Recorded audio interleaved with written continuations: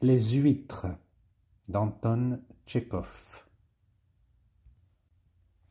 Il ne me faut pas faire un gros effort de mémoire pour me rappeler dans tous les détails le pluvieux crépuscule d'automne au cours duquel, me trouvant avec mon père dans l'une des rues fréquentées de Moscou, je ressentis un étrange mal. Je n'éprouve aucune douleur, pourtant mes jambes fléchissent, les mots s'arrêtent dans ma gorge, ma tête penche sans force sur le côté. Il était clair que j'allais incontinent tomber et perdre connaissance. Si je m'étais trouvé à ce moment-là à l'hôpital, les médecins auraient inscrit sur ma tablette « FAMES », la faim, maladie qui ne figure pas dans les traités de médecine. À côté de moi, sur le trottoir, se trouve mon père, en pardessus d'été usé et en casquette tricotée, d'où sort un morceau d'ouate blanche. À ses pieds, on remarque de grands et lourds caoutchoucs. Homme futile, craignant qu'on ne s'aperçoive que ces caoutchoucs chaussent ses pieds nus, mon père s'est mis aux jambes de vieilles tiges de bottes. Ce pauvre et simple original que j'aime d'autant plus que son élégant pardessus d'été est plus déchiré et plus sale, est arrivé il y a 5 mois dans la capitale pour y chercher un emploi de gratte-papier. Ces 5 mois, il a arpenté la ville, sollicitant une place, et ce n'est qu'aujourd'hui qu'il s'est décidé à descendre dans la rue pour demander l'aumône. Devant nous se dresse une grande maison à 3 étages, et sur une enseigne bleue, on lit le mot « Tractir », cabaret-restaurant. Ma tête penche faiblement en arrière et sur le côté, et sans le vouloir, je regarde en l'air les fenêtres éclairées. On aperçoit au travers circuler des figures humaines. On aperçoit le côté droit d'un orgue, 2 chromos, des lampes suspendues. En regardant une des fenêtres, je remarque une tache blanche. La tache, immobile, tranche crûment par ses contours rectilignes sur le fond général brun foncé. Je regarde attentivement et je reconnais une enseigne murale. Quelque chose y est écrit, mais exactement quoi, je ne distingue pas. Toute une demi-heure, je n'en détache pas les yeux. Le cartouche attire mes yeux par sa blancheur et semble fasciner mon cerveau. Je tâche de lire, mais mes efforts sont vains. L'étrange maladie entre enfin dans ses droits. Le bruit des voitures commence à me sembler un tonnerre. Je discerne 1000 odeurs dans la puanteur de la rue. Dans les lampes du restaurant et les réverbères, mes yeux voient des éclairs aveuglants. La réceptivité de mes 5 sens tendus dépasse la mesure. Je commence à percevoir ce que je ne voyais pas auparavant. Huîtres, déchiffrai-je enfin sur le cartouche. Mot étrange. J'ai vécu sur terre exactement 8 années et 3 mois, et n'ai pas entendu prononcer une seule fois ce mot-là. Que veut-il dire? N'est-ce pas le nom du patron du cabaret? Mais les noms, on les met sur les portes et non sur les murs. « Papa, demandai-je d'une voix enrouée, m'efforçant de tourner la tête du côté de mon père. Qu'est-ce que ça veut dire, huître? Mon père n'entend pas. Il suit le mouvement de la foule et accompagne des yeux chaque passant. À son expression, je vois qu'il veut leur dire quelque chose, mais le mot fatidique pend comme un poids à ses lèvres tremblantes. Il ne veut pas s'en détacher. Mon père a même fait un pas derrière un passant et lui a touché la manche. Mais quand celui-ci s'est retourné, il a balbutié « Pardon !» et il a reculé. « Papa, répétai-je, que veut dire huître? C'est une bête, elle vit dans la mer. » Je me figurais instantanément cette bête marine inconnue. Ce devait être quelque chose d'intermédiaire entre le poisson et l'écrevisse.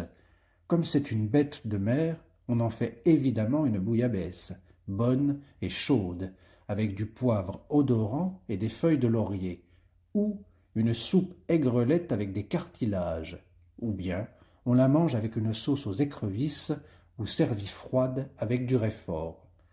Je m'imagine au net comment on apporte la bête du marché. comment on la nettoie vite et la jette vite dans la casserole. Vite, vite, parce que tout le monde a faim, horriblement faim. De la cuisine monte l'odeur du poisson, du rôti et de la bisque. Cette odeur me chatouille le palais et les narines. Je sens qu'elle envahit peu à peu tout mon corps. Le cabaret, mon père, le cartouche blanc, mes manches, tout est pénétré de cette odeur. Elle est si forte que je commence à mastiquer. Je mâche et je déglutis, comme si vraiment il y avait dans ma bouche un morceau de la bête marine. Mes jambes ploient aux délices que j'éprouve, et pour ne pas tomber, je saisis mon père par la manche et m'accroche à son pardessus mouillé. Mon père tremble et se ratatine. Il a froid.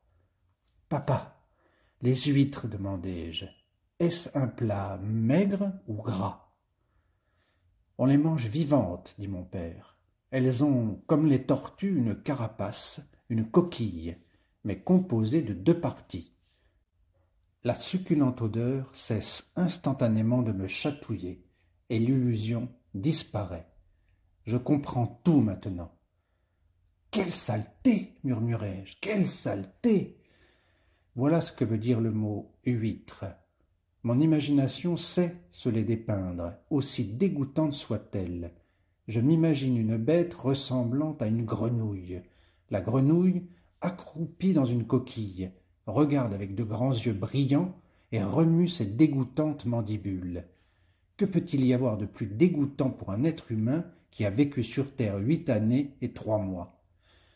Les Français, dit-on, mangent des grenouilles, mais les enfants n'en mangent jamais, jamais. Je m'imagine comment on apporte cette bête du marché dans sa coquille, avec ses pinces, ses yeux brillants et une peau visqueuse. Tous les enfants se cachent, et la cuisinière prend avec dégoût la bête par les braques, la met sur une assiette et la porte dans la salle à manger. Les grandes personnes la prennent et la mangent vivante avec ses yeux, ses dents, ses pattes, et la bête crie et tâche de leur mordre la lèvre. Je fais la grimace, mais pourquoi mes dents commencent-elles à broyer? La bête est dégoûtante, hideuse, effrayante, mais je la mange avec voracité, craignant de sentir son goût et son fumet. Je mange et je sens mes nerfs prendre de la force, mon cœur battre. Une bête est mangée, et je vois déjà les yeux brillants de la seconde, de la troisième. Je mange celle-là aussi. Je mange enfin la serviette, l'assiette, les caoutchoucs de mon père, le cartouche blanc. Je mange tout ce qui me tombe sous les yeux parce que je sens que ma maladie ne passera qu'en mangeant. Les huîtres regardent de façon effrayante et sont dégoûtantes. Je tremble en y pensant, mais je veux manger. Manger. Un cri s'échappe de ma poitrine. « Donnez-moi des huîtres! Donnez-moi des huîtres !» Et je tends les mains. J'entends à ce moment-là la voix étouffée de mon père. « Messieurs, aidez-nous! Il est honteux de mendier, mais, mon Dieu, je n'ai plus de force. »« Donnez-moi des huîtres !» criai-je en tirant mon père par le pan de son pardessus. J'entends rire à côté de moi. « Est-ce que tu manges des huîtres, un enfant si petit ?» Devant nous sont des messieurs en chapeau haut de forme, et ils me regardent en riant. « Toi, gamin, tu manges des huîtres? Bien vrai? C'est intéressant. Comment les manges-tu? » Je me souviens qu'une main robuste me traîne vers le cabaret illuminé. 1 minute après, une foule s'amasse autour de moi et me regarde avec curiosité en riant.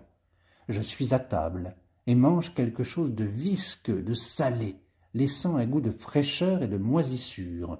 Je mange avec voracité, sans mâcher, sans regarder, et je ne m'enquière pas de ce que je mange.